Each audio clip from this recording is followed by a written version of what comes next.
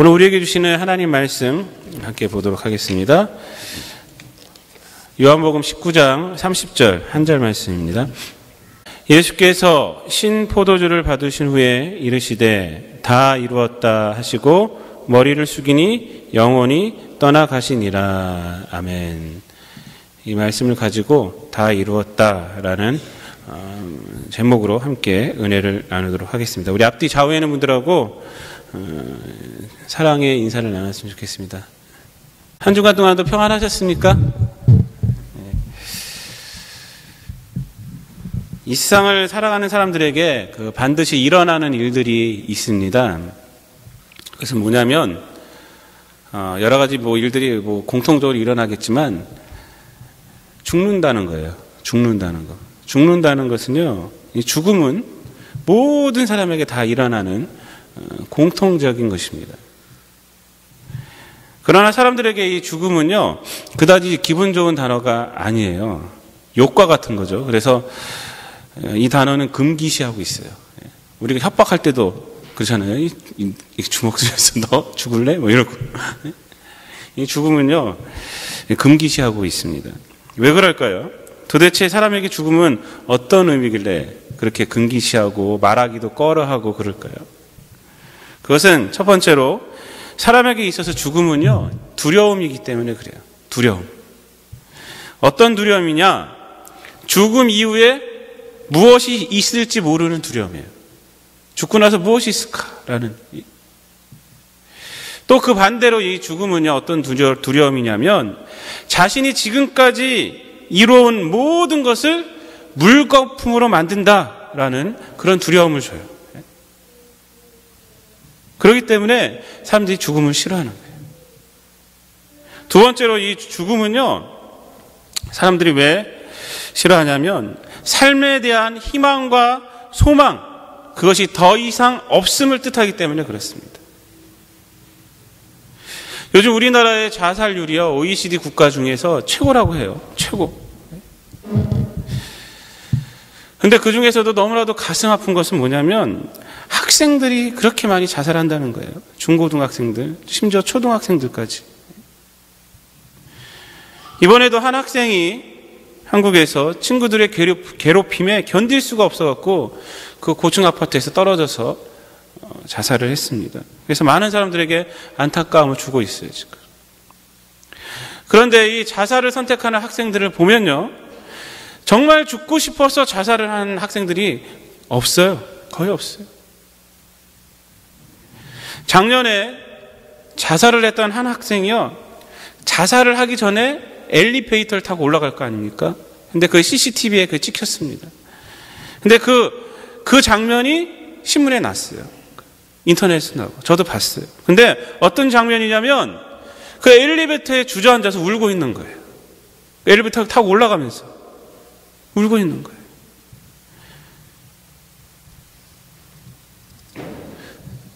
부모들의 마음을 참으로 안타깝게 했어요. 그 사진을 보면서. 자식을 갖고 있는 부모들이요, 얼마나 안타까운지 몰라요. 왜요? 이 아이의 모습이요, 죽기 직전의 모습인데 죽고 싶은 마음이 아니었기 때문에 그래요. 죽고 싶은 마음이 아니었어요. 올라가면서 우는 거예요. 우는 거. 살고 싶은데 너무나도 힘이 들기 때문에, 삶의 소망이 없기 때문에 죽는다는 거예요, 지금. 저도 그 사진을 보면서 마음이 아파갖고 그때 얼마나 힘이 들었는지 몰라요.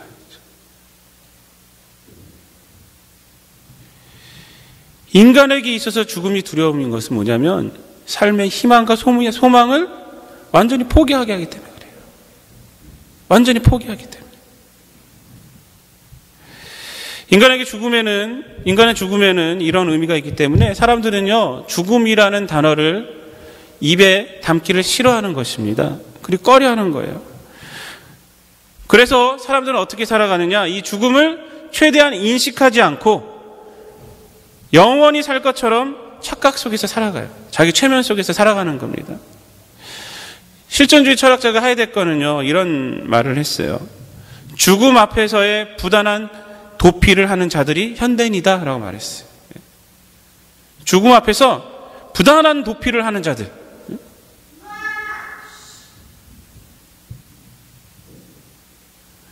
그럼에도 인간이 아무리 도피를 해도 죽음을 피할 수 있는 인간은요, 한 명도 이 세상에 없습니다.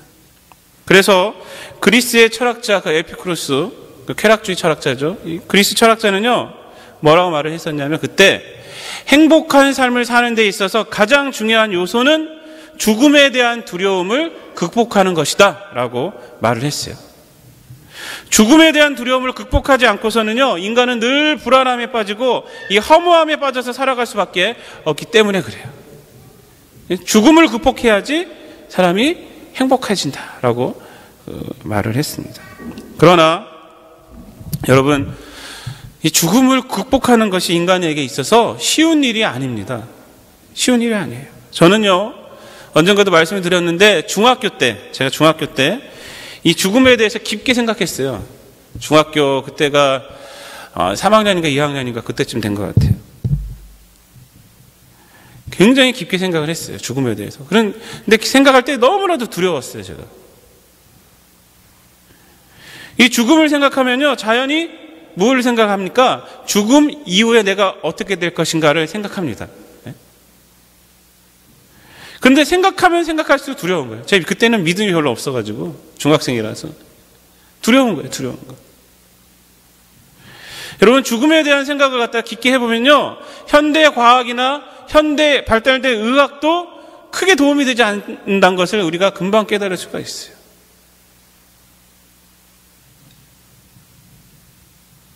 죽음에 대한 생각을 하면요, 그 생각은 사람으로 뭘 인정하게 하느냐? 인간은 연약한 존재구나. 인간은 연약한 존재구나. 그래서 결국 종교로 인도가 됩니다. 종교로. 제가 중학교 때요, 별 생각을 다 했어요. 막. 얼마나 두려운지 모르겠는 거예요. 그래서 그때 불교에 대한 생각도 해보고, 우리 기독교에 대한 생각도 해보고, 저에게 가장 좋게 다가왔던 것은 뭐냐면 윤회설이었어요. 윤회설. 다시 사람으로 태어나는 거예요. 윤회설. 불교나 뭐 힌두이즘이 그렇잖아요. 다시 태어나잖아요. 근데 사람으로 태어나기도 힘들어요, 사실은. 그 윤회설은. 근데 사람으로 태어날 것처럼 생각하고 있는 거예요. 윤회설은 보면 이 세상의 모든 미물들로 태어날 수도 있잖아요. 뭐 곰으로도 태어날 수 있고, 저 바퀴벌레로 태어날 수 있고. 그럼에도 불구하고 다시 태어난다는 것이 그게 매력이더라고요.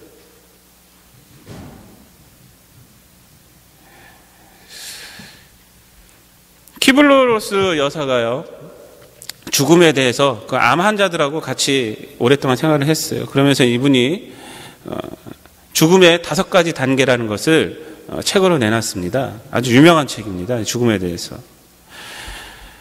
죽음을 앞둔 환자들을 돌보면서 죽음을 수용하기까지의 인간의 반응을 5가지로 정리를 해갖고 책으로 내놨어요. 그러면서 그 단계에 맞게 적절한 그 정신적인 치료, 그 다음에 의학적인 치료를 해야 한다고 이렇게 말을 합니다. 그리고 이분의 이 5가지 단계는요, 굉장히 유명해요. 그리고 의학적으로도 또 정신 분석학적으로도, 그 다음에 그 호스피스 사역할 때도 이분의 이 5가지 단계를 굉장히 크게 참고를 합니다. 첫 번째 단계는 뭐냐면 부정의 단계를 한다고 그래요. 죽음을 앞두고 있는 사람들이. 특별히 이제 암 환자들이죠. 부정을 한다는 거예요. 처음에는 강하게 부정한대요. 아니야, 나에게 왜 이런 일이 일어나? 믿을 수가 없어. 나에게 이런 일이 일어날 수가 없어 하면서 자신에게 죽음이 임박했음을 이제 부인한다고 합니다. 그래서 이 단계에서는 어떻게 치료를 해야 되고, 주변에 있는 사람들이 어떻게 해줘야 되냐면, 그 환자가 현실적인 견해를 갖도록 시간적인 여유를 이렇게 줘야 한다는 거예요. 거기다 대고 그냥 막 그렇게 하지 말고 그냥 시간적인 여유를 이렇게 주는 것이 필요하다는 거예요. 두 번째 단계는 이제 분노의 단계입니다. 처음엔 거부하고 두 번째 단계는 분노. 하필 그 많은 사람 중에 왜 내가 이렇게 말한다는 거예요. 그러면서 가족이나 병원 직원이나 또 자기 자신에게 또 신에게 굉장히 분노를 낸대요. 이 단계에서는 화도 많이 내고요. 그래서 이 5가지 단계 중에서 대처하기 가장 어려운 단계가 바로 2단계라고 합니다. 분노에 반응을 하면 더 큰 분노를 일으켜요. 그래서 2단계에서는 어떻게 대처를 해야 되냐면 분노를 차라리 표현하도록 하고 당신은 아직 가치 있는 인간이고 존경과 이해와 관심을 받고 있다는 것을 계속 느낄 수 있도록 이렇게 해주는 것이 필요하다고 해요. 세 번째 단계는 타협입니다. 타협. 이제 어떻게 할 수가 없는 거예요. 죽음 앞에서 신이나 이제 절대자에게 어떻게든 이 죽음을 연기하려고 이제 타협을 시도한다고 그래요. 그래서 기도도 많이 하고 그때 사람들한테도 굉장히 잘해주고 막. 이 타협의 단계에서는요, 환자들은 막 소망을 갖고 있어요. 내가 나을 것이다 하면서. 내가 이렇게 하니까 나을 것이다라는 소망을 갖고 있어요. 근데 이 단계에서는 어떻게 대처를 해야 되냐면 그런 말들을 묵살하지 말고 그 다음 단계로 넘어가는 정상적인 단계임을 우리가 이해를 하고 그 사람의 그 소망이나 이런 것들을 좀 받아주는 거죠. 맞장구를 쳐주고. 근데 이 타협의 단계는요, 특징적인 것이 뭐냐면 짧다는 것입니다. 짧아요. 네 번째 단계는 깊은 디프레션 단계라고 해요. 깊은 우울증이 온대요. 왜? 그렇게 해도 안 되니까. 이젠 도저히 희망이 없구나 하면서 심한 우울증에 빠져버린다고 합니다. 그래서 조용히 앉아있기도 하고 그냥 먼 산 쳐다보기도 하고, 이때도 어떻게 대처를 해야 되냐면 옆에서 귀담아 들어주고 같이 있어주고 함께 해주는 것이 필요하다고 해요. 마지막 단계가 이제 죽음의 수용의 단계, 마지막 5단계가 이제 이 모든 것을 다 거친 다음에 죽음이 나에게 오는구나. 그래서 이제 그때 이제 받아들인다고 해요. 죽음을 수용한 후에는 어떻게 이 환자들이 사냐면 마지막까지 이제 의미 있는 일을 하려고 한다고 그래요. 진심으로 의미 있는 일을. 그러니까 자기의 운명을 받아들이고 이때는 분노하거나 우울해하지도 않고. 근데 몸은 이미 극도로 지치고 쇠약해진 상태이기 때문에 하기가 좀 많이 힘들죠. 그때는 옆에서 같이 이렇게 도와주고 하는 것이 필요하다고 그래요. 그러나 제가 이 키브로로스 여사의 이 5가지 단계를 제가 이렇게 보면서 이 마지막 5단계는요, 죽음에 대해 깊이 생각하고 있는 자에게만 오는 거예요. 현대 많은 사람들에게는요, 이 마지막 5단계가 올 수가 없어요. 왜? 죽음은요, 갑자기 찾아오거든요. 그 다음에 인간들은 죽음을 거부하고 있잖아요. 착각하고 있잖아요. 나 영원히 살 것처럼 착각하고 살잖아요. 죽음에 대해 생각하지 않아요. 그래서 많은 사람들이요, 자기에게 죽음이라는 것이 닥쳤을 때 당황하게 되고요, 대부분 어떤 단계에서 끝나냐면 부정과 분노의 단계에서 끝나버려요. 부정과 분노의 단계에서. 거기서 죽음을 맞이하는 것이 대부분의 사람들이란 말이에요. 여러분, 예수님의 죽음은 어땠을까요? 근데 예수님의 죽음, 여러분, 예수님의 이 십자가 처형은요, 정말로 갑자기 진행된 사건입니다. 갑자기 진행된 사건이에요. 우리가 이 공관복음서와 이 요한복음서, 이 사복음서를 보면요, 예수님은요, 빌라도 앞에 가갖고 십자가에 달리기까지 얼마나 걸린 것 같아요, 여러분? 재판받고 십자가에 달려 돌아가시기까지 그날 하루에 다 진행된 거예요. 그날 하루에 재판부터 처형까지. 항소심 이런 거 없어요. 항소심 이런 거 없어요. 완전히 즉결 심판이라면, 즉결 심판. 예수님은 그러니까 인간적으로 봤을 때 죽음이 예수님께 어떻게 왔습니까? 갑자기 온 거예요. 갑자기 온 거예요. 예수님의 제자들은 갑자기 자기의 스승 예수님이 이렇게 십자가에 달리는 것을 보고요, 엄청나게 당황했어요. 그래서 이게 무슨 말인가? 굉장히 당황했단 말이에요, 제자들이 오히려. 그런데 정작 당사자인 예수님은 하나도 당황하지 않아요. 하나도. 대제사장 앞에서도, 빌라도 앞에서도요, 그리고 죽음 앞에서도 하나도 당황하지 않습니다. 오히려 오늘 말씀 전해보면요, 육신의 어머니인 마리아를 자기 사랑하는 제자 요한에게 부탁을 해요. 그 십자가에 달려갖고 죽기 직전인데 오히려 어머니를 부탁한다 이렇게 말하고 있어요. 하나도 당황하지 않으셨어요. 오늘 본문을 보면요, 예수님은요 십자가에 달려서 이제 바로 죽기 직전이에요. 바로 죽기 직전에 뭐라고 외치고 있습니까? 다 이루었다 이렇게 외치고 있어요. 다 이루었다.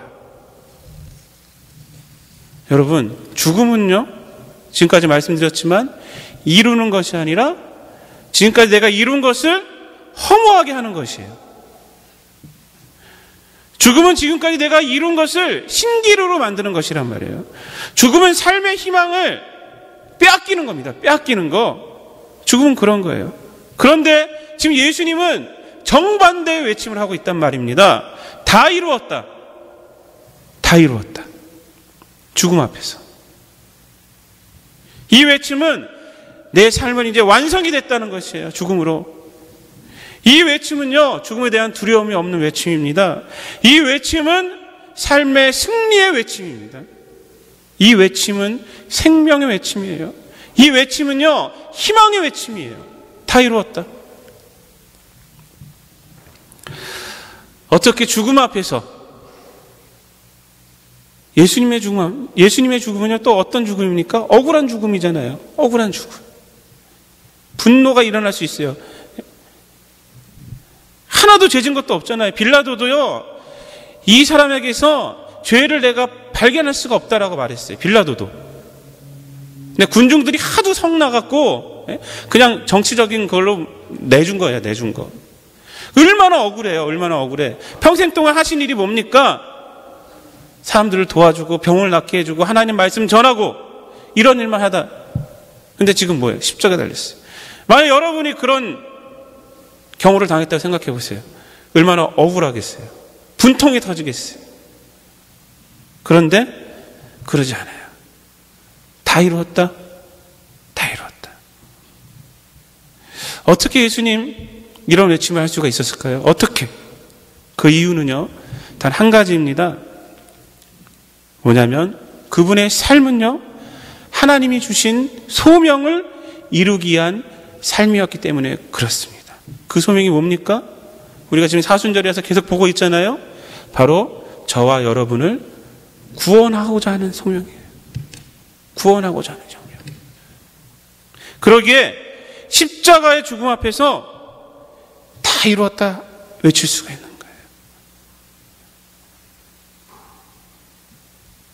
그리고 예수님의 이 외침으로 인해서, 십자가에서의 이 다 이루었다는 외침으로 인해서 예수님을 믿는 우리도 죽음을 이길 수 있는 힘을 가질 수가 있게 된 거예요. 고린도전서 15장 55절부터 57절까지 말씀을 보면요, 사도 바울이 이렇게 말합니다. 사망아, 너의 승리가 어디 있느냐? 사망아, 내가 쏘는 것이 어디 있느냐? 사망이 쏘는 것은 죄요, 죄의 권능은 율법이라. 우리 주 예수 그리스도로 말미암아 우리에게 승리를 주시는 하나님께 감사하노니 라고 말하고 있어요. 예수님을 통해서 우리는요, 죽음을 조롱할 수 있다는 거예요. 예수님을 통해서.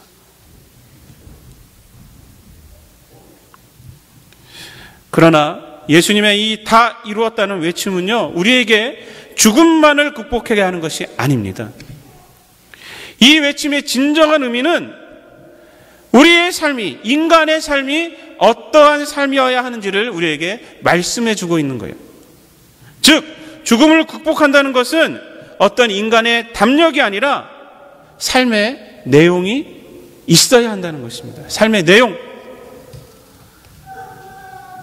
어제 김연아 선수 그 경기 혹시 보셨습니까? 저는 보진 못하고, TV가 안 나와서 보진 못하고 유튜브를 통해서 어제 그 새벽에 제가 경기 실황 말고 녹화된 거를 봤어요. 정말 잘하더라고요. 정말 잘하더라고요. 2년 만에 그 세계 선수권 대회에 나온 거 아닙니까? 메이저 대회에 나온 거 아닙니까? 너무너무 잘하더라고요. 저도 그 경기 하는 걸 이렇게 쭉 레미제라블 한 거 보니까 가슴이 막 벅차더라고요. 막. 특별히 애국가를 그 캐나다 사람들이 한국말로 불렀다면서요. 합창단이. 틀어준 것도 아니고 애국할 때. 합창단이. 제가 근데 김연아 선수 경기를 이렇게 보면서 생각한 게 있어요. 그 5분 정도, 5, 6분 되는 그 시간 아닙니까? 거기서 별 스핀이 나오고, 저는 무슨 엣지가 나오고 그런다는데 저는 몰라요. 근데 이 점프하고 이런 것이요, 여러분, 그 점프에 뭐가 담겨 있습니까? 김연아 선수의 인생이 담겨 있어요. 그 어렸을 때 스케이트장에 등록해서 지금까지의 그 인생이 그 경기에 담겨 있단 말입니다. 6분이지만. 여러분, 예수님의 이 다 이루었다는 이 말씀에도요, 뭐가 담겨 있느냐? 예수님의 삶이 담겨 있는 거예요. 예수님의 삶이. 그냥 딱 나타나서 뭐 십자가에 달려갖고 이것이 아니란 말이에요. 예수님의 33년 동안의 삶이 담겨 있단 말입니다. 그 삶이 있기 때문에 다 이루었다는 말이 의미가 있는 거예요. 여러분, 요한복음을 우리가 쭉 보면요, 무슨 말씀을 알 수가 있습니까? 예수님은 하나님의 뜻에 대한 언급을 굉장히 많이 하셨잖아요. 제가 지지난주에도 그 말씀 갖고 제가 말씀을 전해드렸잖아요. 하나님의 일을 하는 것이 내 양식이다. 예수님이 이렇게 말했어요. 나는 내 뜻을 위해서 온 것이 아니라 하나님의 뜻을 위해서 온 것이다. 이렇게 말했잖아요. 예수님은 늘 이 땅에 사시면서 하나님을 생각하고 하나님이 주신 소명을 이루기 위해서 사셨단 말이에요. 이것이요, 그분의 모든 행동과 생각의 기준이었어요. 하나님.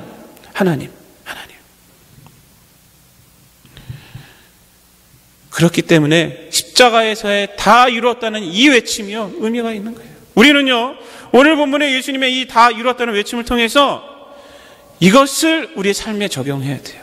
우리의 생각이 바뀌어야 한답니다.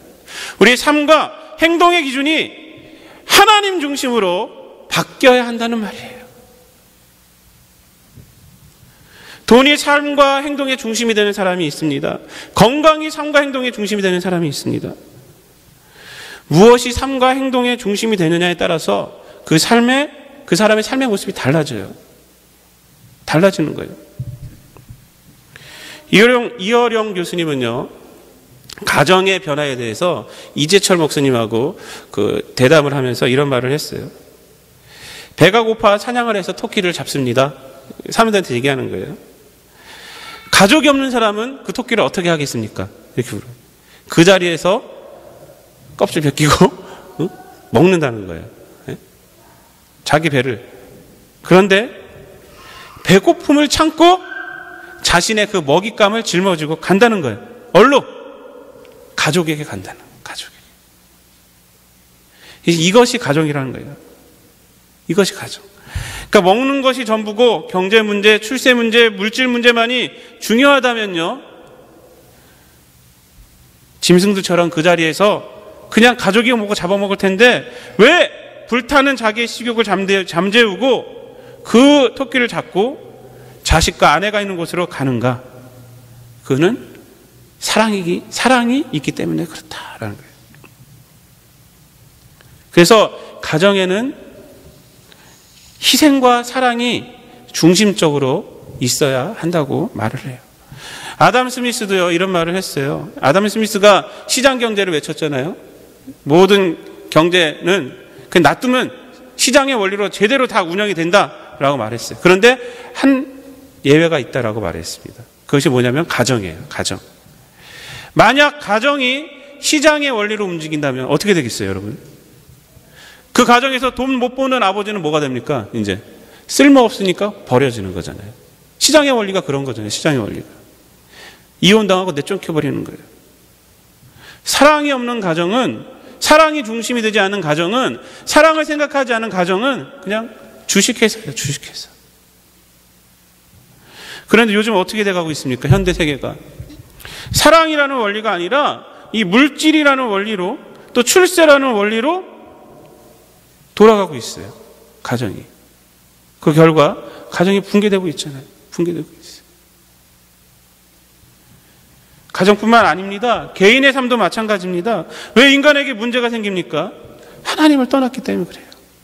하나님 생각하지 않았기 때문에 그래요. 하나님 중심의 사고에서 사단이 주는 사고로 바뀌었기 때문에 그렇습니다. 창세기에 보면요, 하나님께서 아담과 이브를 창조하신 후에 뭐라고 말했습니까? 선악과 따먹지 말라고 말했어요. 따먹지 말라. 하나님의 말씀이에요. 그 말씀 지키며 살았을 때는 에덴 동산에서 행복하게 살았어요, 아담과 하와가. 근데 사단이 탁 나타나서 말한 게 뭐예요? 저 따먹어도 된다, 이렇게 말했거든요. 근데 사단이 주는 말을 딱 듣고 아담과 하와가요, 듣고 그거 중심으로 선악과를 보니까 그 선악과가 어떻게 보였습니까? 먹음직도 하고 보암직도 하고 지혜롭게 할 만큼 탐스럽기도 했다, 이래요. 결국은 따먹어버렸어요. 따먹어버렸어요. 따먹고 난 후에 어떻게 됐습니까? 하나님처럼 됐어요? 사단이 주는 생각으로 했을 때 하나님처럼 됐습니까? 천만의 말씀이에요. 자기의 수치심만 보였어요. 수치심만. 그래서 한 행위가 뭡니까? 무화과 나무 딱 입 따갖고 자기를 가렸어요. 그리고 하나님 앞에서 하나님이 두려워서 나무 뒤에 숨어버립니다. 숨어버려요.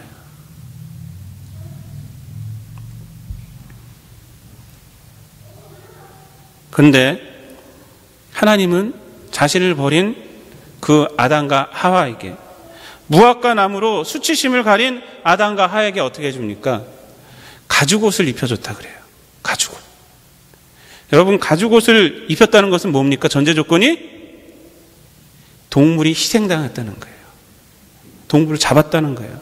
아담과 이브를 위해서, 수치심을 가려주기 위해서 동물을 잡았다는 거예요. 바로 이 희생이 신약에서 뭐냐면 바로 예수 그리스도예요. 예수 그리스도. 그래서 우리는요, 예수 그리스도를 입어야 하는 것입니다. 이 땅에서 예수 그리스도를 중심으로 생각하고 판단하고 우리가 살아야 돼요. 그래야지 우리의 삶이 회복되는 것입니다. 회복되는 거예요. 하나님을 회복하지 못하면 우리의 삶을 회복할 수가 없어요. 그냥 무화과 나무로 눈 가리고 아웅하는 식으로 살아가는 거예요, 다 이 세상은. 저는 시편 73편을 굉장히 좋아해요, 제가. 그 마지막 말씀이 너무나 좋아서. 근데 이 73편은요, 시편 73편은 하나님을 원망하는 것으로 이제 시작이 됩니다. 16절에 보면요, 이런 말을 해요. 내가 악인의 형통함을 보고 오만한 자를 질투하였다 라고 말하고 있어요. 이 시인은요, 이 세상에 봤더니 악인이 형통하고 있는 거예요. 근데 하나님을 잘 믿는 사람들은 이상하게 고통받고 있는 거예요. 그러니까 이해가 안 되는 거예요. 이해가 안 되는 거예요. 자기는 그 악인의 형통함을 보고 심한 고통이 되었다고 말을 고백을 해요. 16절에서. 그런데 마지막에는 무슨 고백을 하냐면 73편 25절부터 28절까지 보면요, 하늘에서는 주 외에 누가 내게 있으리요, 땅에서는 주밖에 내가 사모할 리 없나이다. 내 육체와 마음은 쇠약하나 하나님은 내 마음의 반석이시요 영원한 분기디시라. 무릇 주를 멀리하는 자는 망하리니 음녀같이 주를 떠난 자를 주께서 다 멸하셨나이다. 하나님께 가까이 함이 내게 복이라. 내가 주 여호와를 나의 피난처로 삼아 주의 모든 행적을 전파하리이다. 완전히 180도로 바뀐 고백을 합니다. 내 육체의 마음은 쇠약하지만 하나님께 가까이 함이 내게 복인 줄 내가 알게 되었습니다라고 고백을 하는 거예요. 근데 이렇게 시인의 고백이 변하게 된 계기가 나옵니다. 그것이 바로 17절 말씀이에요. 근데 17절 말씀이 이렇게 말하고 있습니다. 하나님의 성소에 들어갈 때야 그들의 종말을 깨달았다는 거예요. 그들이 누구냐면 악인들 말입니다. 형통한 가운데서 살아가고 있는 그 악인들, 자기가 부러워했던 그 악인들. 근데 저는요, 이 시편을 보면서 항상 생각했던 것이 하나님의 성소에 들어갔다는 말씀이 무엇일까? 그때부터 반전이 일어나거든요. 생각의 반전, 자기 삶의 반전이 일어나요. 도대체 하나님의 성소에 들어갔다는 말씀이 무엇인가? 그런 생각을 많이 했어요. 그러다가 이번 주에 제가 깨달았어요. 뭐냐면 하나님의 성소에 들어갔다는 말은요, 생각의 기준이 바뀌었다는 거예요. 생각의 기준. 삶의 기준이 바뀌었다는 거예요. 즉 세상의 기준으로 우리가 생각할 때는, 신앙생활 할 때는 우리에게 부러운 것이 너무 많은 것이 세상이에요. 그렇잖아요? 돈도 부럽고 부자들도 부럽고 다 부러워요. 다 부러워요. 그리고 그렇게 살아가는 사람들은 축복받은 것 같고, 예? 하나님 믿고 살아가는 사람들, 어렵게 살아가는 사람들은 이거 왜 그럴까? 이렇게 생각된다는 거예요. 그러나 우리가 하나님 기준으로 우리가 생각하고 행동한다면요, 우리가 정말 부러운 것은 세상에서 잘 되는 것이 아니란 말이에요. 그건 부러운 것이 아니란 말이에요. 무엇이 부럽냐? 예배를 마음껏 드리는 것, 기도하는 것, 전도할 수 있는 것, 선교할 수 있는 것, 주님의 일에 쓰임받는 것, 하나님과 관련된 일을 하는 것, 하나님과 함께하는 것이 복인 줄 깨닫게 된다는 거예요. 시인은 처음에는요, 세상의 기준으로 본 거예요. 세상의 복의 기준으로 본 거예요. 그래서 악인의 형통함이 부러웠던 거예요. 부러웠던 거예요. 그러나 성소에 들어감으로 하나님을 기준으로 그 생각이 바뀌어버렸습니다. 생각이 바뀌니까 세상은 보는 눈이 바뀌었어요. 자기 삶이 바뀌어졌어요. 부럽지가 않아요. 부럽지가 않아요. 뭐라고 고백해요? 내 육체와 마음은 쇠약하나. 그렇게 생각이 바뀌었다고 상황이 바뀐 건 하나도 없단 말이에요. 육체와 마음은 쇠약하다는 거예요. 그러나 내 마음의 반석은 하나님입니다. 하나님께 가까이 함이 내게 복입니다. 라고 고백한 거예요.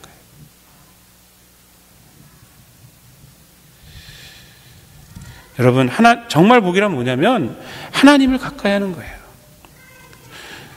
주를 떠난 자의 복은요, 복은 결국 헛된 것입니다. 헛된 것. 망함으로 가는 헛된 것인 거예요. 어떤 분은요,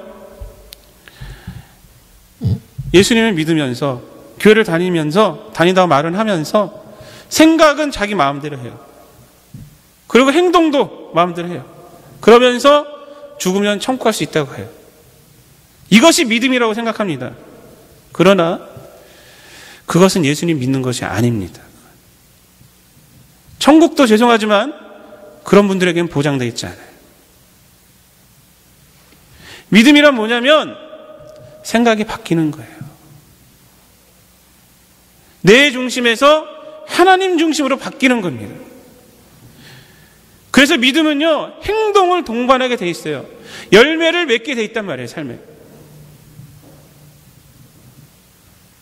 그래서 예수님은 열매로 나무를 안다고 말한 거예요. 열매로. 세상 중심에서 하나님 중심으로, 성경 중심으로 바뀌는 것이 바로 믿음입니다. 물질 중심에서 하나님 주신 소명 중심으로 바뀌는 것이 믿음이에요. 믿음이란 세상 중심에서 이제 하나님의 교회 중심으로 삶이 바뀌는 거예요. 우리들의 삶의 생각의 중심이 여러분 하나님이어야 합니다. 우리 삶의 중심이요, 예수님 중심이 돼야 돼요. 우리들의 삶의 행동의 중심이 하나님이 돼야 돼요. 예수님이 돼야 됩니다. 예수님은요, 늘 하나님 주신 사명을 생각하며 살았기 때문에 십자가에서 죽음을 맞이하면서 그 죽음이 자기의 삶을 완성시키는 죽음이 된 겁니다. 우리도 마찬가지예요. 우리가 예수님을 믿으면서 우리가 살아간다면요, 우리의 죽음은 우리의 삶을 완성시키는 죽음이 돼요. 여러분, 사람이요, 사실 산다는 것과 죽는다는 것은 어떻게 보면 동의어예요. 동의어. 이재철 목사님이요, 이런 말씀을 하셨어요. 이혜령 교수님하고 이렇게 얘기를 하시면서, 사람이 하루를 살았다는 말은 결국 하루를 죽었다는 말 아닙니까? 이렇게 말하더라고요. 여러분, 그렇지 않습니까? 내가 하루를 살았다, 이 말은 뭐예요? 하루를 죽었단 말이잖아요. 제가 이제 43살인데 지금 43년을 살았다. 이 말은 무슨 말입니까? 43년을 죽었다는 소리잖아요. 왜요? 어제의 삶은 내가 돌아갈 수가 없잖아요. 앞으로 남은 삶만 살지. 사도 바울은요, 고린도 교인들에게 고린도전서 15장 31절에서 이런 고백을 합니다. 아주 놀라운 고백을 해요. 형제들아, 내가 그리스도 예수 우리 주 안에서 가진 바 너희에 대한 나의 자랑을 두고 단언하노니.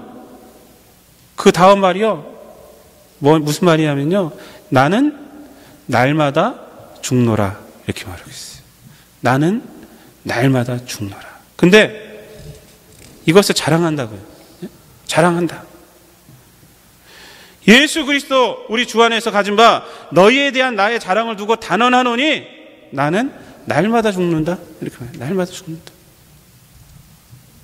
사도 바울은요, 예수 그리스도의 복음을 세상에 전하기 위해서 날마다 애쓰고 수고한다는 거예요. 날마다. 날마다. 사도 바울의 이 말은요, 주 안에서 내가 과거를 살아왔다는 거예요. 예수님 믿고 나서는 주 안에서 내가 살아왔다는, 나의 과거는 주 안에서 살아왔다는, 날마다 죽는다는 이 말은 그 나의 과거는 살아있다는 말입니다. 살아있다는 말이에요. 사랑하는 성도 여러분,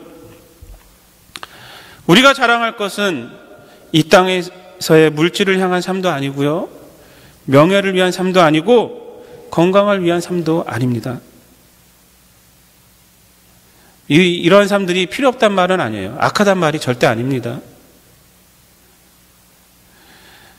그런 것들은요, 근데 자랑할 것이 아닙니다. 결국 죽음 앞에서 썩어질 것이고요, 허무가 될 것이기 때문에 그래요. 우리가 자랑할 것은 뭐냐면 오직 예수 그리스도를 믿는 믿음과 그 믿음으로 변화된 하나님의 자녀로 사는 것뿐입니다.